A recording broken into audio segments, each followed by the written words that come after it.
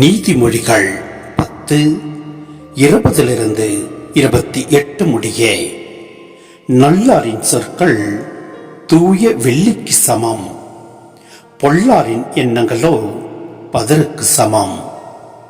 நல்லாரின் சொற்கள் பிறருக்கு உணவாகும், செருக்கு நிறைந்தோரின் மதிக்கேடு அவர்களை அழித்துவிடும்.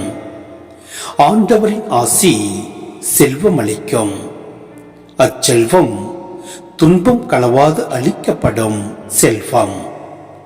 தீங்கிழைப்பது மதிக்கெட்டோருக்கு மகிழ்ச்சி தரும் விளையாட்டு. ஞானமே மெய்யறிவு உள்ளோருக்கு மகிழ்ச்சி தரும்.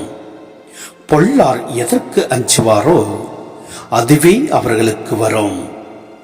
கடவுளுக்கு அஞ்சி நடப்போர் எதை விரும்புகின்றனரோ அது அவர்களுக்கு கிடைக்கும்.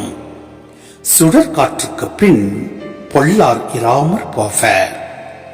கடவுளுக்கு அஞ்சி நடப்பவர்களோ என்றும் உள்ள அடித்தளம் போல நிற்பார்கள்.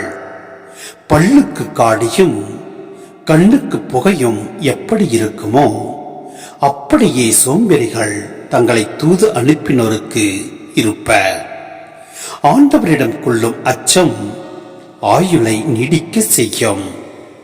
பொல்லாரின் ஆயுட்காலம் குறுகிவிடும்.